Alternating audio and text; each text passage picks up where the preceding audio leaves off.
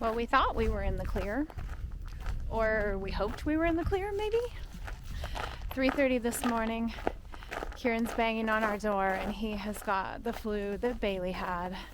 So hers was on Sunday night, his was last night, which is Friday night, and I guess we're not quite done. And I was up with him then from 3:30 to 8:30 until everything started to calm down again, and he went to bed and was finally able to get some rest. And now, do you ever get that feeling after you've taken care of people who are sick, where you can't tell if you're sick or not? Maybe I'm just tired, or am I sick? Like, my stomach feels kind of off, but it did when I took care of Bailey too. I don't know. I keep convincing myself I'm not sick because I don't want to be sick. But oh my gosh, is this ever going to end? Like, if we're going to do this kind of once a week, this is going to last for forever. There's so many of us. So trying to do something normal, like walking the dog, and just getting outside in hopes that maybe that will kind of reset things and help me to feel a bit better. Maybe I should be napping. Who knows? Dog's glad to get out. There's a cougar in the area, so I have to be careful where I go walking because just trying to stay where there's other people. So I'm going down in what we call the bottom, down by the river. It's a beautiful place. There are other people down here today, so I don't have to worry about going down here, but who knew? We're very urban, but we still have cougars and we have deer like crazy. And it's just, it's a beautiful place to live, but being by the river always comes with its things, and cougars are definitely one of them. That's the river down there, all frozen over. It's open up right here. You can hear the water. I was starting to feel a little bit grumbly earlier, just like, why do we have to be sick? And I don't know, just kind of going down into a bit of a pit. And something came to mind, and it was my mom and I always used to say to each other, never believe your thoughts in the middle of the night because everything looks different when the sun comes up. And that was just something that we kind of joked about, but was very real for us. I think sometimes in the middle of the night, things they can look way worse than they actually are. And so I was kind of slumping down that slope today. And then I thought, no, you know what? Here's the thing. You can't trust your feelings when you're sick either, or when you've been up with people and you've had very little sleep. And I know as a mom, I've had many, many sleepless nights. My kids didn't sleep through the night until they were 2, like not one of them, honestly. And so I understand lack of sleep very, very well. I'm finally getting real sleep for the first time in my life since we started having kids 24 years ago. So I understand lack of sleep and how it can make you feel and how you can struggle emotionally. And so today that's what I decided to chalk it up to. I'm not going to dwell on these things. I'm not going to let my head get stuck in this space because I'm tired. I'm trying to decide if I'm sick. So that's why I'm outside. The sun is shining. The dog needed to get out for a walk. And I just needed to get myself in a different headspace rather than sitting around and stewing about all of the what ifs and all of the things that are frustrating right now. And there's so much out here to be thankful for. There's just one thing I would do different about getting out to make myself feel better. I would wear mittens. It's 7 degrees. And it doesn't feel it. I think it must have cooled off because my fingers are freezing.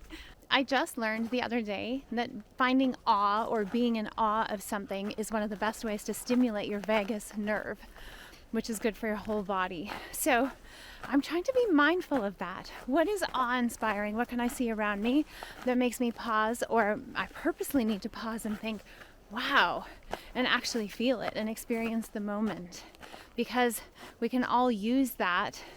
And there's so much around me. Just look at it, there are people around, I can see them, but I'm out here on my own. It's beautiful, and I've got my own space. I can clear my head.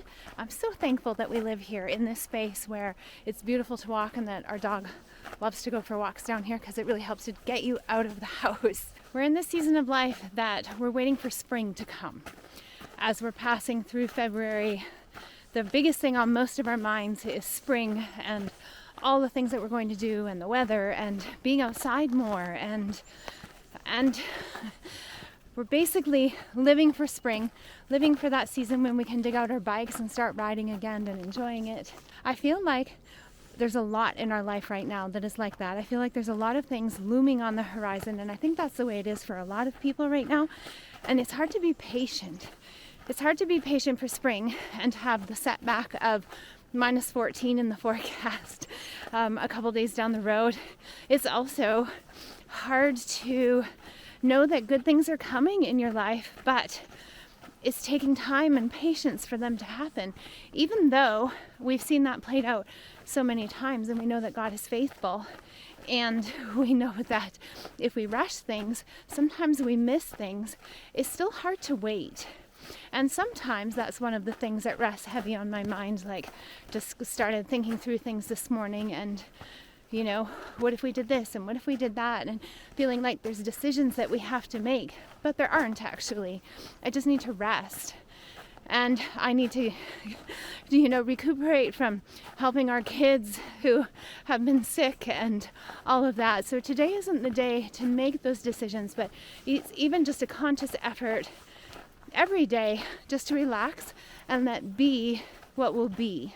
It's challenging as your kids get older and you have hopes and dreams, but they don't necessarily line up with what your kids want, or sometimes in your heart you're going, is this the best thing for my kids right now in this stage of their lives? And we're definitely facing that right now.